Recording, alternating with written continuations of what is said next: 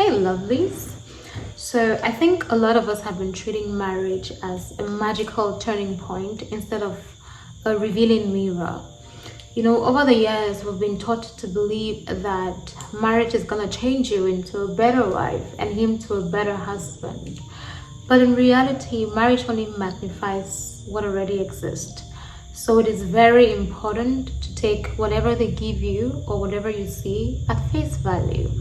Because yes, there is a possibility or a probability for them to become the best version of themselves, but there's also the probability of them becoming even worse than they already are. So choose your battles wisely and say to yourself that if what I see is his best foot forward, can I live with this for the rest of my life? I know it's hard, but please do not try filling in the gaps or fall into the trap of what ifs. What if he becomes a better provider, a better steward? Or what if she becomes a better helper? Or maybe he's gonna learn how to hold and really carry my emotions. Listen to me, woman. Who they are now will reveal everything you need to know about the future. And yes, I know, do not come at me with the, oh, but some men pretend, some people pretend and all of that. Absolutely, so true. But if we're being really honest with ourselves, 89, if not 99% of the times, we women especially know exactly what we're walking into and we can see the signs. However, because emotions have already become involved, you've become emotionally attached to this person, and let's be quite honest, as a lady, especially maybe one who doesn't have many suitors around, or even if you do have, you probably have gotten used to that attention that you're getting and the benefits that you're getting from this person. And so the lenses through which you're supposed to see these people for who they are have already been clogged. And so you see those little red flags and you ignore them and you say, you know what, well, I can work on them. Well, he's gonna become better. Well, this is, let's just see how it goes.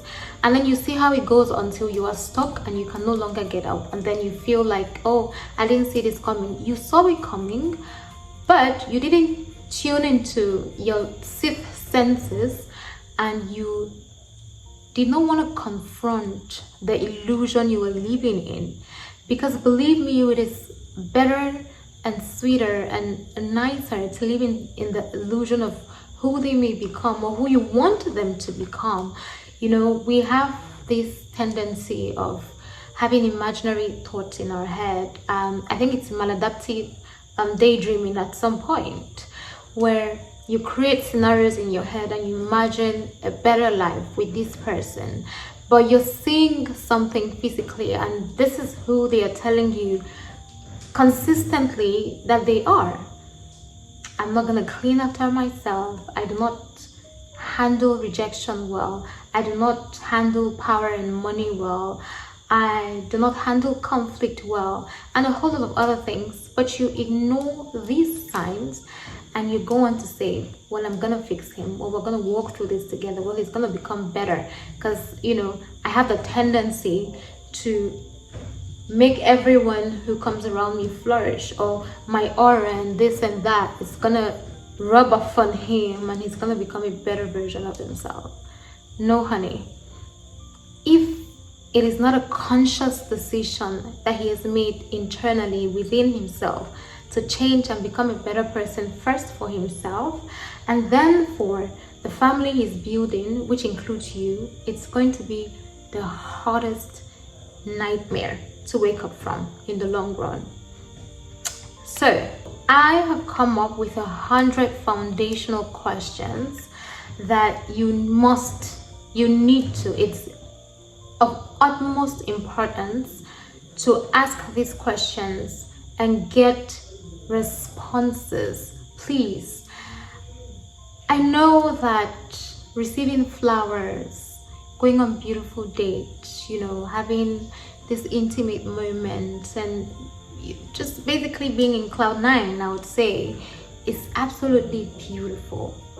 But you do not want to trade a lifetime with a few minutes of butterflies, because it would haunt you for life.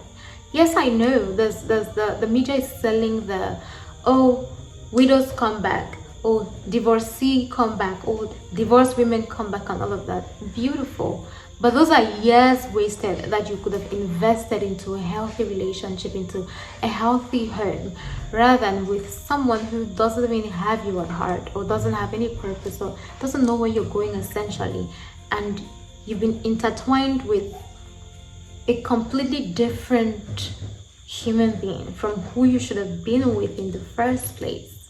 I reiterate, dating is primarily a season of observation, information collection, discernment, honest conversations, and mutual growth. Remember that if someone avoids accountability whilst dating, marriage is going to give them many more opportunities to avoid accountability. If someone is generous whilst dating, that generosity is going to transcend into the marriage. Basically, who they are continues in the marriage.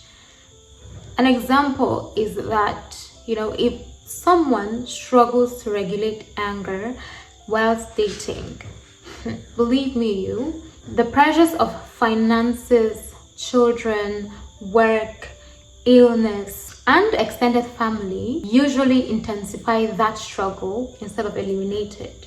And that is why marriage should never, or dating should never be about trying to change someone into your ideal partner. Of course, you're not doing an interview to find a flawless human, but you're asking the same question over and over again in different forms. And the question is this someone whose character is strong enough to build a peaceful, emotionally safe, and purposeful life together? I reiterate, is this someone whose character is strong enough to build a peaceful, emotionally safe, and purposeful life together? So every other question that's going to follow subsequently is supposed to build these responses. And I just wanted to incorporate this aspect of chosen partners at certain percentages. Often we are being told to choose a partner who ticks 80% of your box. Some say 60, others say 70. I recommend 80, because I always say to people that before someone gets to 60%, they have messed around and found themselves, or their partner, has been able to, create systems or an environment for them to, question certain attributes that they are exhibiting in the moment, and then they'll be able to catch themselves and slowly walk up the ladder. It's easier for someone who is at 80% to get to 60 and then back up to 80. But if it's at 40%, there's a greater probability for him to stay at 40% or go to 20 and then to 0. Bad company easily corrupts good company. So bad friends, financial pressure, he must have lost his job, and that's an unemployment. He maybe didn't get the contract. He probably didn't get investors for his business. All of those things, and the absence of a strong will, can easily make him go to 0. If he's a drunk, keeps late nights, is a womanizer, a drug addict, and doesn't take his health seriously, believe me, those character traits are not going to magically go away because he suddenly married you. For what it's worth, a lot of couples become even more comfortable after marriage because there's no reason to impress any longer. They do not feel the need to continuously pursue their partners, put up their best behaviors, continuously work on themselves, and wake up every day with the intention of serving this person. How can I make their lives better? How can I make their lives easier? What is it? Basically servitude, and continuously work on themselves. They most of the time lose sight of that quality or attribute that kept that relationship working. And that's why it's very important to marry someone who's teachable and someone who takes criticism with an open heart and with the willingness to learn and improve.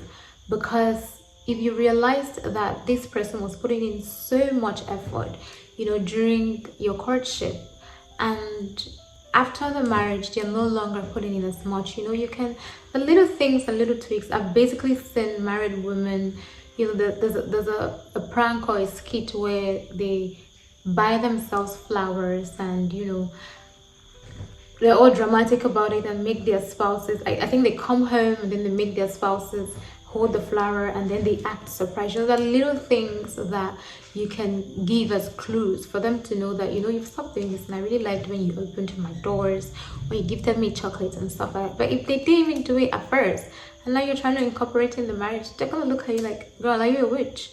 So the very first question we are gonna tackle right now is that when life becomes difficult, who do you become?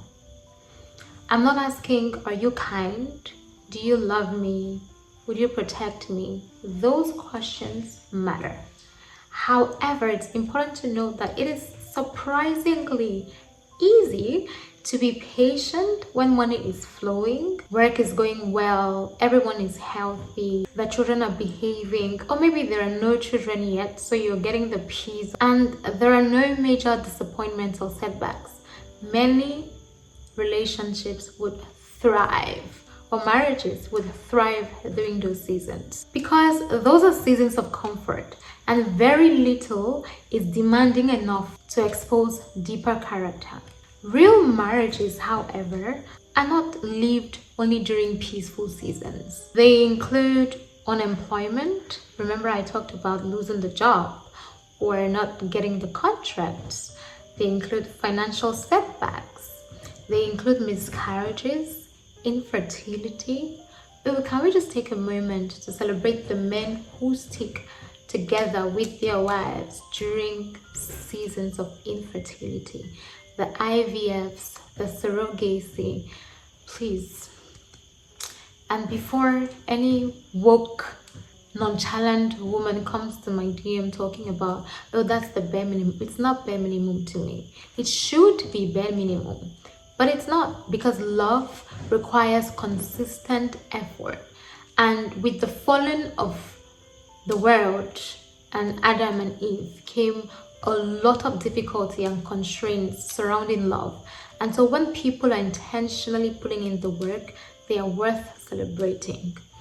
So back to what I was saying, marriages also include caring for aging parents, relocating to unfamiliar places, career disappointments, conflict over parenting, illness, grief, and moments where one spouse temporarily has less emotional and financial capacity than the other. I reiterate, temporarily has less emotional and financial capacity than the other. I watched a documentary where Michelle Obama was talking about moments when she hated her husband, and now people are warming up to the idea that during certain seasons, depending on what your job or your life, your state of mind, your health, your mental capacity is going to demand from you at a certain point in life, the husband may be bringing in 80 and the woman 20, or the wife 80 and the husband 20, or 60-40, 30-70, depending on what their demands at the moment would require of them. So the real question is not whether someone behaves well under ideal conditions. No. What I'm asking is that, do your core values and principles remain recognizable when pressure increases? Because stress doesn't create new personalities. No. It just removes the social filters people use to appear composed. In fact, permit me put it this way. Marriage is stress, and stress is pressure. And it is important to remember that when people are under pressure, deeply rooted beliefs habits, and emotional patterns begin to emerge. So, asking who they become when life becomes difficult is also asking that, is this the kind of person who blames someone else for every setback? They do not introspect or look within to see how they contributed or what they contributed to that failure. And everyone else is always the problem. Maybe the government is the problem. Maybe their friends are the problem. Maybe that troublesome colleague is the problem. Maybe their boss is always the problem. Maybe they never ever sit and ask themselves, okay, maybe I could have done better. Maybe I could have adopted better boundaries or better strategies to have handled this situation. They never do that. So you're asking, is this the kind of person who introspects and accepts responsibility where necessary? It also reveals whether they become emotionally unavailable, that they withdraw basically, if they become controlling, aggressive, dishonest, self-destructive, prayerful, collaborative, or resilient. Because it is worth noting that in most marriages, the greatest source of suffering is not external hardship itself. It is the unhealthy ways that one or both partners deal with this hardship. A person who remains humble, communicative, and solution-oriented during adversity is offering something far more valuable than temporary romance, because they are offering emotional stability, which is one of the strongest predictors of long-term marital satisfaction, because it creates an environment where both partners can basically face life's inevitable storms together without becoming enemies or without falling apart. So moving on, who are you actually looking for? You're not looking for someone who never cries or never feels affected or never feels discouraged or disappointed or never has fears or is never overwhelmed or doesn't break under stress or pressure. No, that's not who you're looking for. You're asking, do they communicate when stressed or do they disappear? Do they become cruel when disappointed? Can they admit their fear without attacking other people? Are they willing to seek help when necessary, or are they all-knowing and not answerable to anyone? And this is where the aspect of men being accountable or answerable to someone, there should be a father figure, there should be someone he respects or that he fears, who he knows that if you say, I'm going to report you to this person, he's going to do everything to get his act together, because he doesn't want to feel embarrassed or doesn't want to go through, that moment of questioning with this person, because he knows they're going to put him straight. It is very important. And even women as well. Who is that person in her life who she looks up to and would feel embarrassed or stressed about, being questioned or having her values and principles or her personality questioned by this person? Can they regulate strong emotions without necessarily fighting the people around them? And do they take responsibility for their actions? So let's take an example with a man who loses his job, right? It is rather unfortunate that even in today's world, a man's ability to provide is consistently attributed to how much he can give, what he can buy, or how much he has in his bank. So his ability to provide identity, security, protection, stability. Ever wondered why a woman could say, put down that thing to a child, and they don't listen, but immediately the dad walks into the room and says the exact same thing, they put it down? As respect, that's the role of a man. And when two parents are in one accord, there's always a stability that exists in a home, and parenting becomes easier. So his ability to be a moral compass, his ability for emotional regulation, and all these other aspects of who he is as a person, who he embodies his essence, as his relevance as a man, as a dad, are all eroded. And this man's entire existence is now tied to how much he has. And then he loses his job. And even those who even provide all these other aspects, still have their egos somewhat tied to money. A man doesn't like to feel powerless or useless.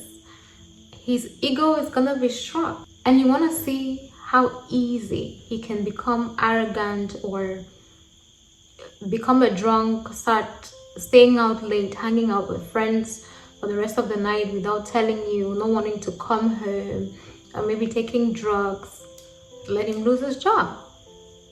That loss on its own keeps him embarrassed and frightened. The bills are adding up and the family may have to reduce expenses. And you would find or observe with a man who doesn't handle failure well, that every little disagreement becomes his wife's fault. So he blames her for every setback. Maybe she's been over-consuming, she's been living an excessively expensive lifestyle, or mismanagement of funds that he's been bringing home. The least disagreements escalate into shouting matches because he feels ashamed and redirects the shame outwardly. He starts refusing to discuss finances honestly. He rejects job applications because rejection would feel unbearable, and it would almost affirm the shame and incapability that he already feels. I don't know if there's a word like that, but he already feels like he's not capable of sustaining his home. So another rejection somewhat affirms how he already feels, and so he would rather spend time out with his friends to escape that reality. And this is why it's important for women especially to watch out for their spouse's friends, because good friends will not stay out drinking with him. They will question his reasons for staying out and come up with solutions to help your friend. So you would see that the greatest problem is no longer the unemployment, but the emotional instability that has entered the home.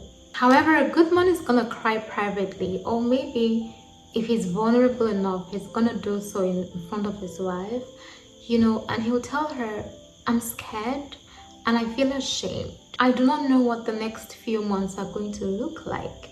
And can we together as a couple look at ways through which we can manage this season, both financially and emotionally? Because it's going to demand a lot from him. There's certain moments when, his mood is going to change, but that's also going to demand a certain level of consciousness from him to regulate that emotion, sit with it for a while, then regulate it and tell himself, you know what? My family members are not the cause of whatever setback it is I'm experiencing right now, and it's my responsibility to reassure them that I'm here with them regardless of whether it feels as though I am moving away or drawing away, and then come back to his spouse or to his home, and then they create a realistic plan. If they are cutting down expenses, whether it's for utilities, whether that's gonna entail moving to a different home, hopefully not, because I want to believe that in the time that he was working, he saved enough to be able to take him for at least the next 6 months. But basically just review their finances and come up with a framework that works for them until he can get a job.